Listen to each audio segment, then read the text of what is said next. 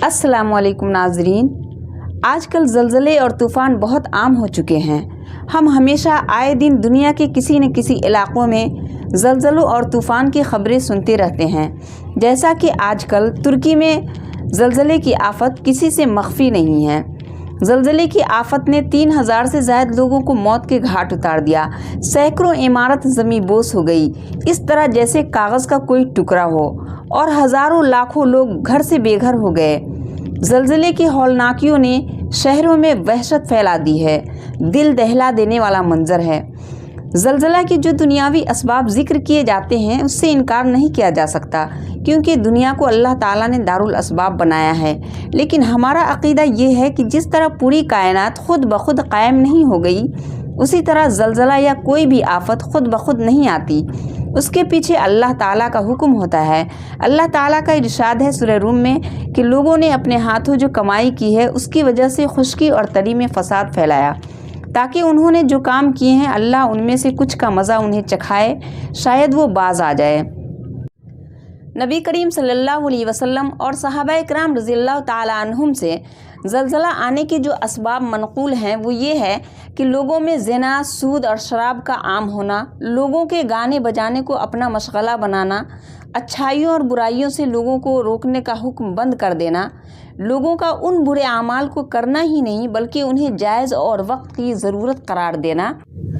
ज़लज़लों की कसरत दरअसल क़यामत के करीब होने की निशानी है। सही बुखारी में रसूलुल्लाह सल्लल्लाहु अलैहि वसल्लम ने इरशाद फरमाया है कि क़यामत उस वक्त तक कायम नहीं होगी जब तक इल्म न उठा लिया जाए। ज़लज़ले कसरत से आएंगे, ज़माना करीब आएगा, फितने पैदा होंगे, कत्ले आम होगा और माल की कसरत होगी।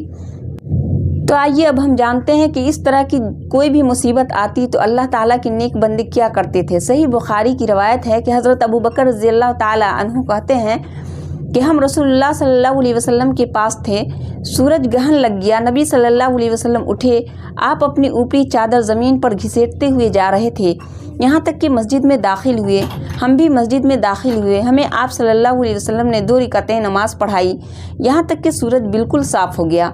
फिर आप सल्लल्लाहु अलैहि वसल्लम ने फरमाया, सूरज और चाँद ग्रहण किसी की मौत की वजह से नहीं लगता। जब तुम इसे देखो तो नमाज़ पढ़ो और दुआ करो यहाँ तक कि ग्रहण दूर हो जाए।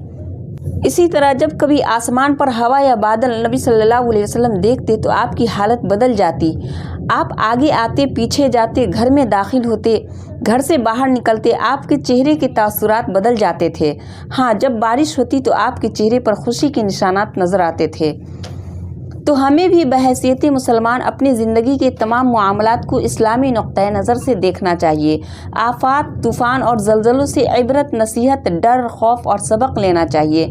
हमें अल्लाह की तरफ रुजू करते हुए अपने गुनाहों से माफ़ी मांगना चाहिए, कसरत से तौबा और इस्तिग़फ़ार करना चाहिए, कसरत से दुआ का एहतमाम करना चाहिए, और उन लोगों के लिए भी ज़्यादा से ज़्यादा दुआ करें जिनके ऊपर ये मुसीबतें आई हैं।